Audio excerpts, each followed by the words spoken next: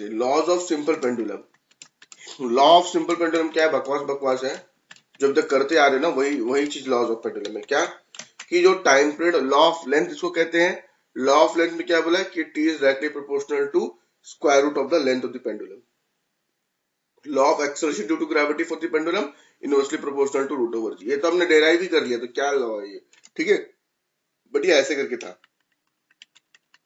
फिर law of mass में क्या बोला गया कि सिंपल पेंडुलम जो होता है वो मास पर डिपेंड नहीं करता, क्योंकि फॉर्मूला में कहीं भी मास दिखाई नहीं दे रहा है।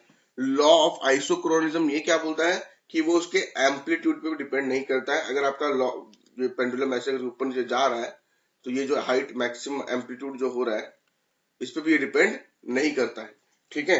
तो हमें जो पहले दो पॉइंट है वो तो ऑटोमेटिकली याद रह जाएंगे। क्यों याद रह जाएंगे? क्योंकि हम न्यूमेरिकल्स जब बनाएंगे तो t equals to 2 pi root over l by g बार बार यूज करेंगे, तो वी विल अंडरस्टैंड कि this is the formula. But बात है ये मास वाली और आइसोक्रोनिज्म ये वाली हम लोग भूल जाते हैं। तो ये आपको याद रखना है क्या कि सिंपल पेंडुलम जो होता है दोस्तों वो मास पे डिपेंड नहीं करता है और साथ से उसके एम्पलीट्यूड पे भी डिपेंड नहीं करता है, ठीक है। आगे देखते हैं लेंथ ऑफ सेकेंड पेंडुलम, ठीक है। अगर सेकंड पेंडुलम है तो उसकी लेंथ क्या होगी? तो t equals to pi root over l by g put करेंगे। और हमें अभी पढ़ा हमने कि सेकंड पेंडुलम का टाइम पीरियड कितना होता है दोस्तों? 2 होता है। तो बस पुट करेंगे t इक्वल्स टू 2, यहाँ सब पुट कर दिया मैंने, 2 मर जाएगा और 1 पाई इक्वल्स टू 1 ऐसा आ जाएगा। सॉल्व करके हमें पता चला l equals to root g upon pi square. अब ये जो चीज है ये आपके नीट के लिए थोड़ी सी इंपॉर्टेंट हो जाती है, थोड़ी सी, ऑल्दो चांसेस कम है आने के, क्योंकि एसएचएम से क्वेश्चन थोड़े से मतलब अजीब टाइप के आते हैं। तो फिर भी ये वाला करके रखना बेहतर है, ठीक है। हम लोग अभी क्वेश्चन बनाएंगे तो समझ में आएगा क्या कैसे कैसे क्वेश्चन आते हैं, ठीक है। मतलब देखो एसएचएम के क्वेश्चन अगर एग्जाम में बनाना है ना तो what you need to do is, अगर आपको फील आ रहा है कहीं से भी हल्का फुल्का भी कि एसएचएम मेरे लिए टफ पड़ रहा है, तो इसका मतलब ये नहीं कि उसको छोड़ दो। हाँ ऐसा बोल सकते हो अभी के लिए छोड़ दो, लेकिन इसको करके जाना है, ठीक है। अगर टॉपर्स की लिस्ट में आना है तो करके जाना है, अगर एम्स का सपना देख रहे हो तो करके जाना है, ठीक है। तो आपको क्या करना होगा? मैक्सिमम क्वेश्चन, किसी भी चैप्टर से डर लगे ना तो उसका सॉल्यूशन एक ही होता है, मैक्सिमम क्वेश्चन। जितना क्वेश्चन बनाओगे जितना उसको फेस करोगे उतना ही आपका डर कम हो जाएगा, ठीक है। और बाकी ऊपर वाले के हाथ में छोड़ दो। आप अपनी तरफ से क्या कर सकते हो वो हम लोग करेंगे, बाकी देखेंगे कि कैसा क्वेश्चन आता है एग्जाम में। ऑल दो पेपर इजी आएगा, फिर भी देख लेंगे, कोई दिक्कत नहीं है, ठीक है। बताओ आंसर।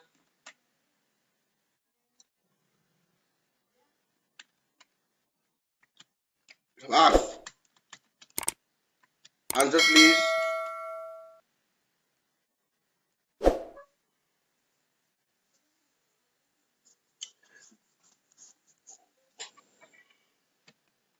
देखो बात क्या है ना कि बहुत सारों ने पिछली बार अभी बी आंसर दिया था, ठीक है। ये बहुत ही गंदी आदत है स्टूडेंट्स की कि वो ऑप्शन ए देखते B B B B B B B answer, ऐसे नहीं, सारे ऑप्शंस देखा करो उसके बाद आंसर बोला करो, ठीक है। Answer will be D.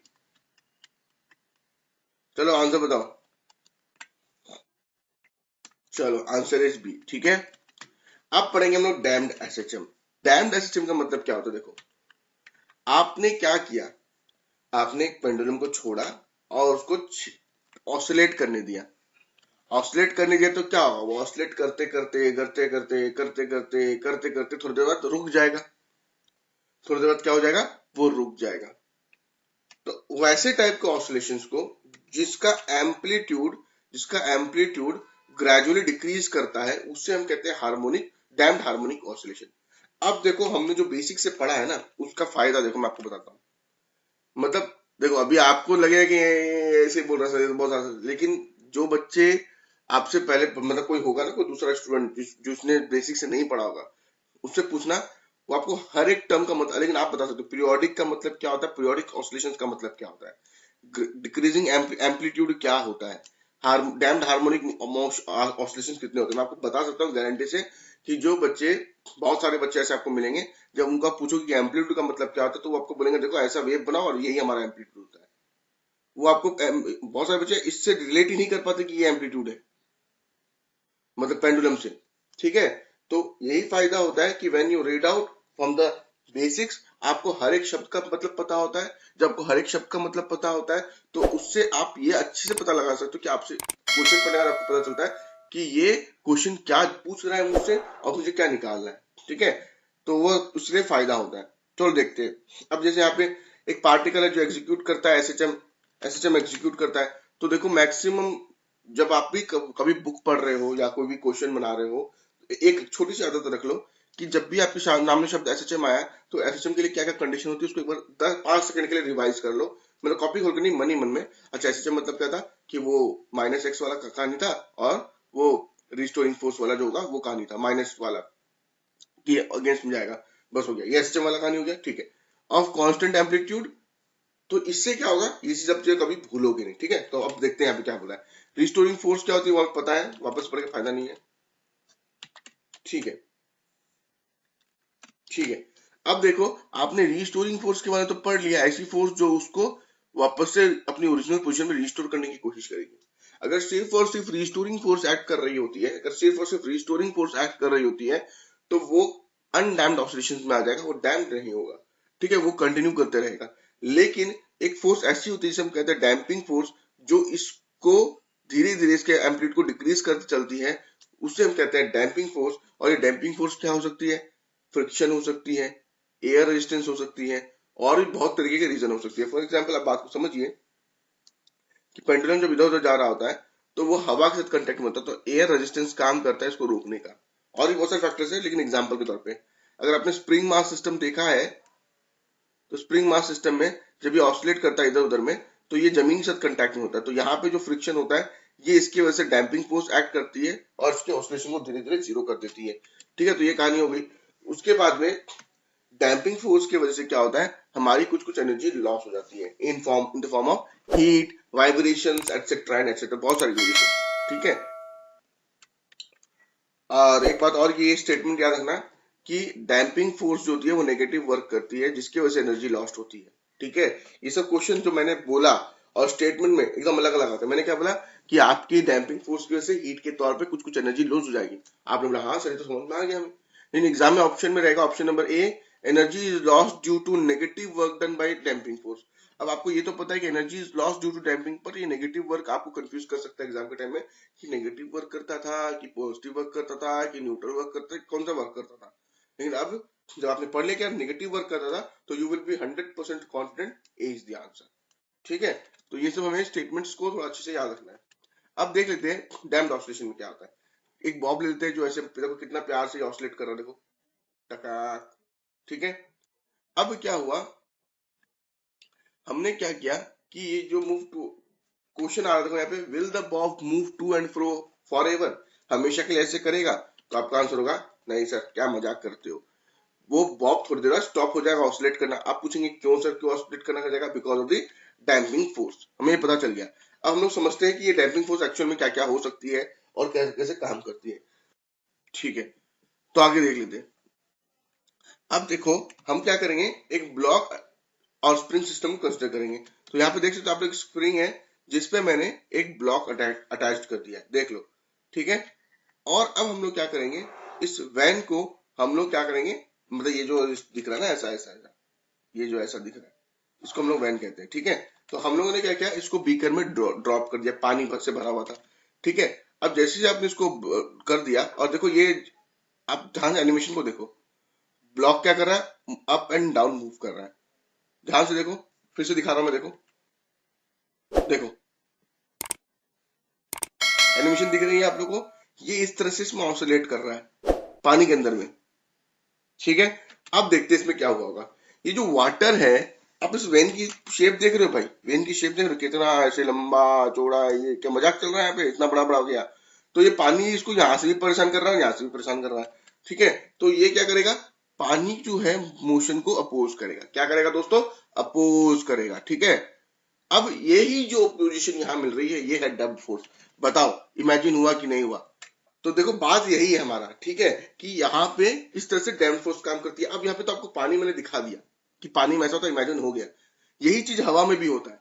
आपने अगर फ्लूइड मैकेनिक्स पढ़ा है, नहीं भी पढ़ा तो आपने फ्लूइड का नाम सुना होगा। Fluid contains liquid as well as the gases, anything that can flow is called fluid. हवा भी फ्लो करती है, वो भी फ्लूइड है, पानी भी फ्लो करता है, वो भी फ्लूइड है। तो जिस तरह से पानी इसको घेर के रखा हुआ है, नॉर्मली हम हवा से इसी तरह से घिरे हुए हैं, क्योंकि हमें पता नहीं चलता है उसकी डेंसिटी वगैरह की वजह से, और वो एक गैस है इसलिए। अब देखो,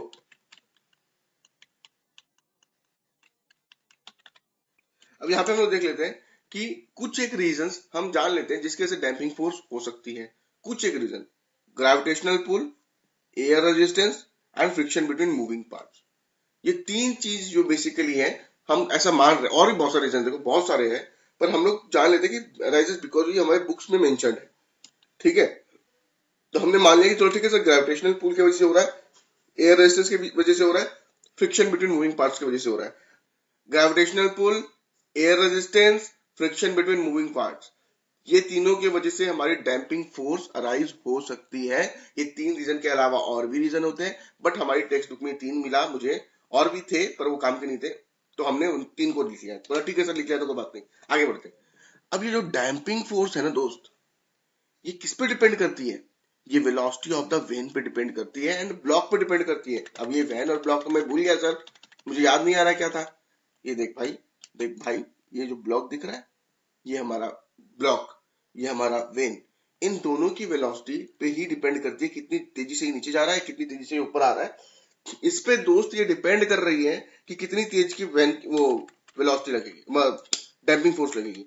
तो हमने समझा कि ठीक है sir, F D equals to directly damping force is directly proportional to velocity of the block and the vane. और यहाँ पे प्रोपोर्शनल को हटाना है तो हमने बी लगा दिया। ये जो बी है उससे हम क्या कहेंगे? डैम्पिंग कांस्टेंट कहेंगे। अब सर नेगेटिव क्या है? नेगेटिव का मतलब ये है कि डैम्पिंग फोर्स जो है वो मोशन को अपोज कर रही है। भाई डैम्पिंग फोर्स क्या कर रही है? मोशन को अपोज कर रही है। जैसे आप लोग का जो मूड स्विंग होता है ना, मूड स्विंग, कि मतलब आज पढ़ने का मन नहीं हो रहा है, ये नहीं हो रहा है, तो ये आपके डैम्पिंग फोर्स है। ठीक है, तो ये सब कुछ एक डैम्पिंग फोर्स है। तो मतलब ये डैम्पिंग फोर्स तो हमारे लिए एप्लीकेबल है। ठीक है, तो कुछ कुछ डैम्पिंग फोर्सेस हमने पढ़ लिया, डैम्पिंग फोर्स का फॉर्मूला हमने पढ़ लिया। अब देखो एक बात समझो कि अगर डैम्प्ड ऑसिलेशन को कंसीडर करने बोला जाए एग्जाम में और पूछ ले कि सर ये बताइए कि ब्लॉक पे कितनी फोर्स टोटल लग रही है, ये बताइए कि ब्लॉक पे टोटल कितनी फोर्स लग रही है, तो आप सीना ठोक के बोलना सर डैम्पिंग फोर्स लग रही है और रिस्टोरिंग फोर्स लग रही है। क्या बोलोगे सीना ठोक के? सर डैम्पिंग फोर्स लग रही है, रिस्टोरिंग फोर्स लग रही है। लेकिन मैं आपसे पूछूंगा कि डैम्पिंग पढ़ने से पहले आपको क्या पता था, तो आप बोलोगे सर टोटल फोर्स जो लग रही थी वो रिस्टोरिंग फोर्स लग रही थी। ठीक है, तो हमने बात समझा कि आज हमने जब डैम्प्ड पढ़ लिया, और अब से कोई पूछेगा कि total force on the block क्या है, अगर वो बोले कि रेजिस्टेंस को कंसीडर करना है, तो दिमाग में सेट हो जाना चाहिए कि वो डैम्पिंग फोर्स और रिस्टोरिंग फोर्स दोनों के बारे में बात कर रहा है। हमारा दिमाग इधर उधर नहीं होना चाहिए। जो बोलोगे कॉन्फिडेंस से बोलोगे, कोई दिक्कत नहीं है। ठीक है, दूसरी बात, अब हमें पता है कि टोटल फोर्स तो एफ इक्वल्स टू एम के बराबर हो जाएगी, लेकिन भी F damping force F D अभी हमने होशियार बन के निकाला, और रिस्टोरिंग फोर्स को हम लोग एफ एस से डिनोट कर लेते, कोई बात नहीं है। ठीक है, अब एफ डी क्या था भाई? Minus B into B.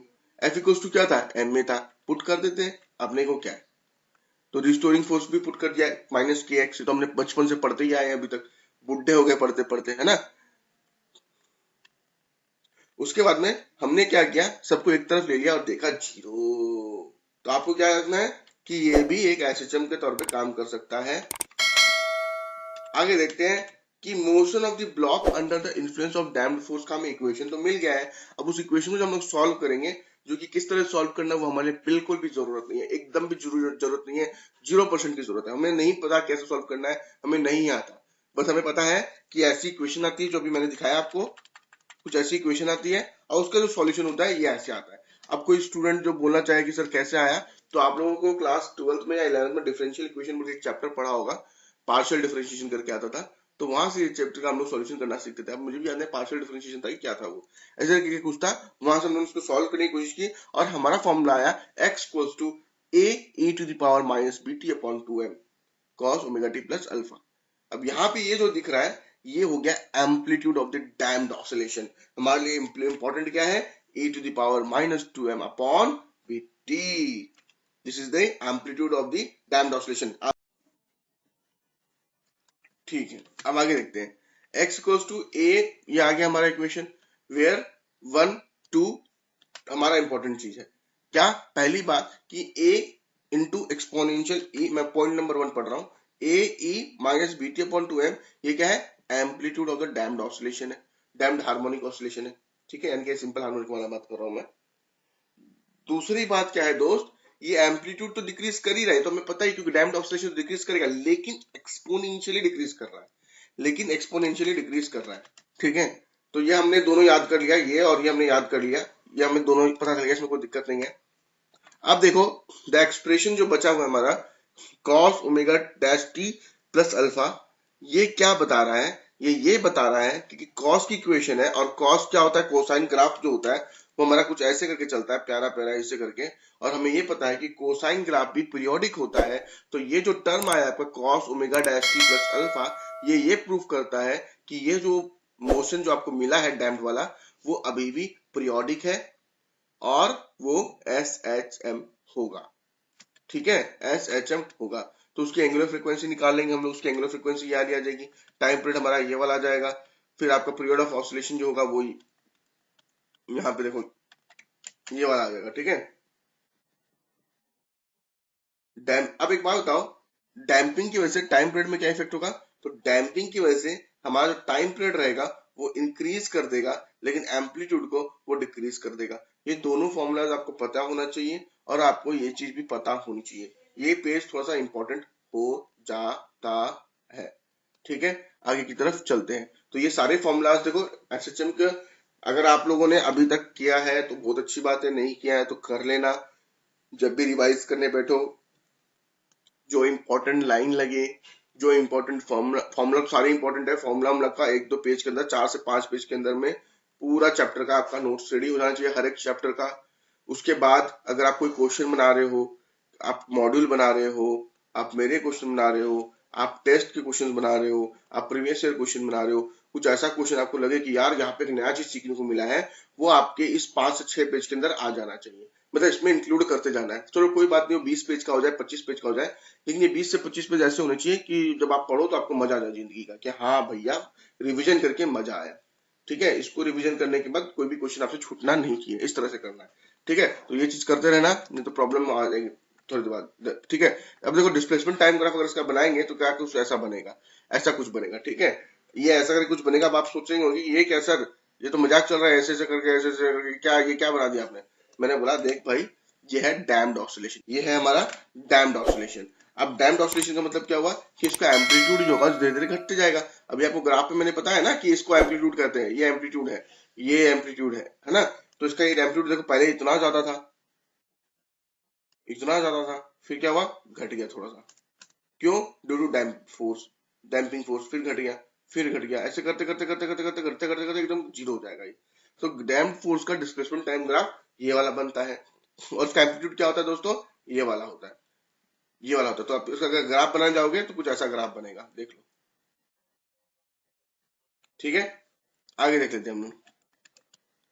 चलो बताओ इसका आंसर, आंसर भी वेरी गुड।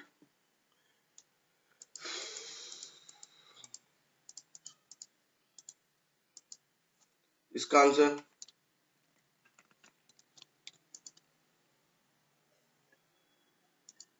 देख लेते हैं, सी हो गया, वेरी गुड। इसका आंसर देख लेते हैं, आंसर ए। ठीक है, ये वाला बताओ, आंसर बी।